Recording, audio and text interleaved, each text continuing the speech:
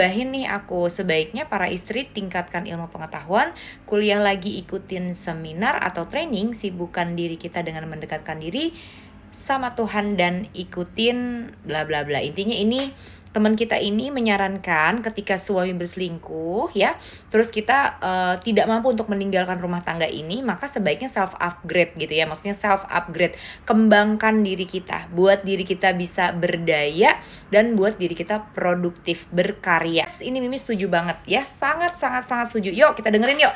Ini komentar dari Kak G2UMKM ya. Thank you Kak udah berkomentar. Kita masih membahas seputar suami berselingkuh, apa yang seharusnya kita lakukan. Oke. Ketika suami berselingkuh sebetulnya ada beberapa pilihan ya yang biasanya dilakukan sama para istri. Di antara begitu banyak pilihan, mungkin 2 pilihan terbesar adalah bertahan atau bercerai. Ini ya biasanya bertahan atau bercerai ya.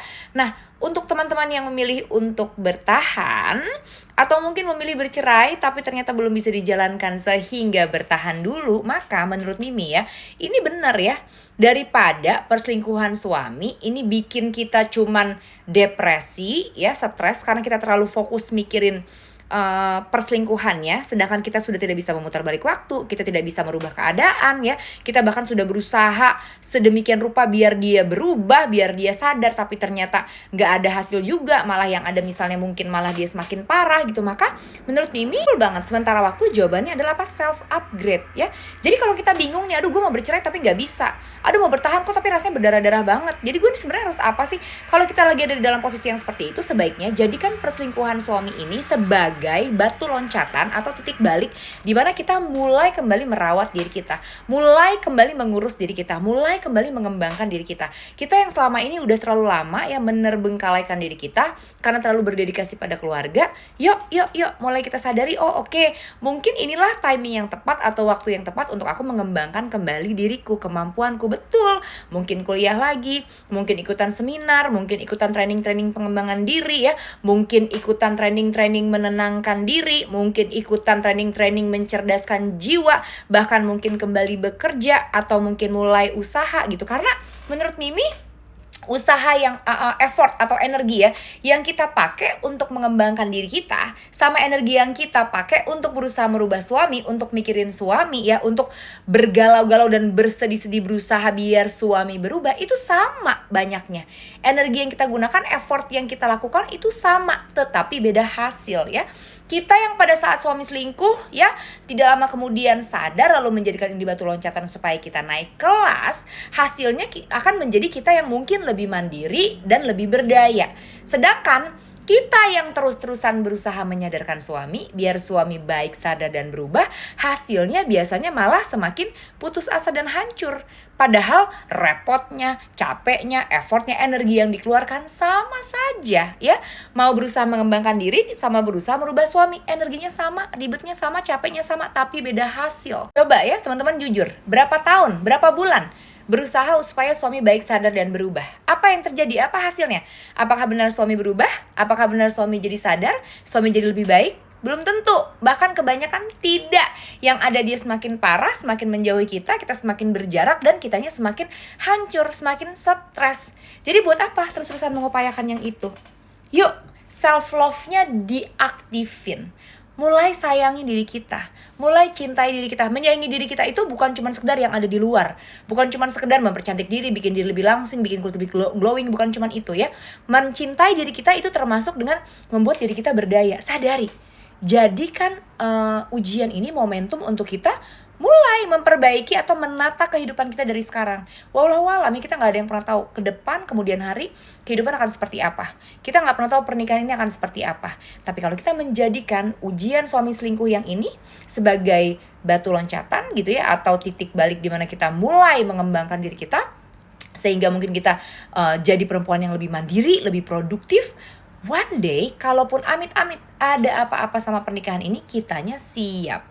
Kitanya sudah tahu mau melangkah kemana, kitanya sudah punya persiapan ya.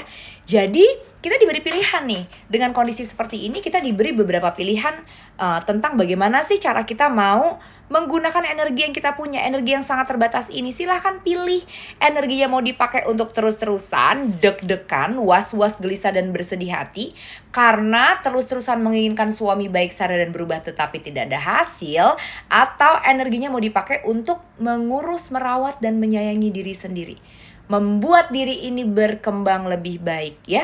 Untuk diri sendiri, untuk masa depan diri kita, dan untuk masa depan anak-anak. Lagi pula gak ada salahnya menjadi wanita yang lebih baik, menjadi wanita yang lebih berkembang, menjadi wanita yang lebih produktif, lebih berdaya. Itu tidak ada ruginya. Suami kalau tiba-tiba berubah pun itu bonus, suami tidak berubah pun itu menjadi senjata atau menjadi kaki baru, menjadi kaki yang sangat kuat buat kita. Ya, jadi Mimi setuju banget ya, seperti kata Kak G2 UMKM ini.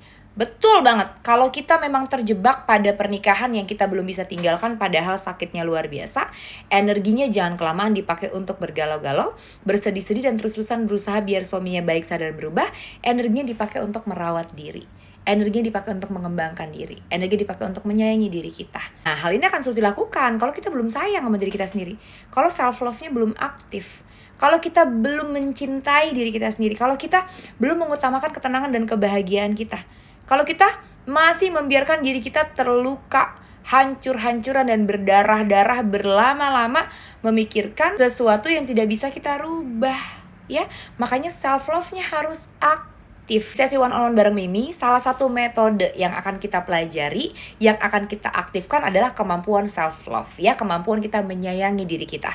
Agar apa? Agar memudahkan kita untuk bisa lebih fokus ke diri sendiri. Bukan nyuekin suami ya, beda ya. Self love itu bukan tentang gue mau cuekin suami terus gue mau sibuk sendiri. No, self love itu tentang fokus merawat diri, ya, fokus menjalankan hak dan kewajiban, fokus berdaya, fokus menjadi pribadi yang lebih baik, ya. Jadi bukan nyuekin suami. Nah, caranya ini akan kita bahas detail di sesi langsung bareng sama Mimi one on one. Seperti teman-teman lain yang sudah dapat materinya, ya. Jadi teman-teman yang mau tahu, Mi, self love itu aku harus kayak gimana sih? Aku pengen self love, aku pengen sayang sama diriku sendiri, aku pengen fokus merawat diriku sendiri, aku ingin fokus mengembangkan hidupku, aku pengen bisa nggak terlalu memikirkan suami dan mulai merawat diri, fokus lebih memikirkan diri sendiri, masa depanku dan anak-anak, caranya seperti apa? Nah, untuk teman-teman yang mau tahu gimana caranya mengaktifkan self love, teman-teman bisa join sesi langsung sharing bareng Mimi ya, one on one. Caranya klik link di bio. Yang jelas sekali lagi Mimi setuju ya. Yuk kita semua teman-teman yang saat ini lagi ada di situasi bingung, Mimi, aku pingin bercerai tapi aku belum bisa.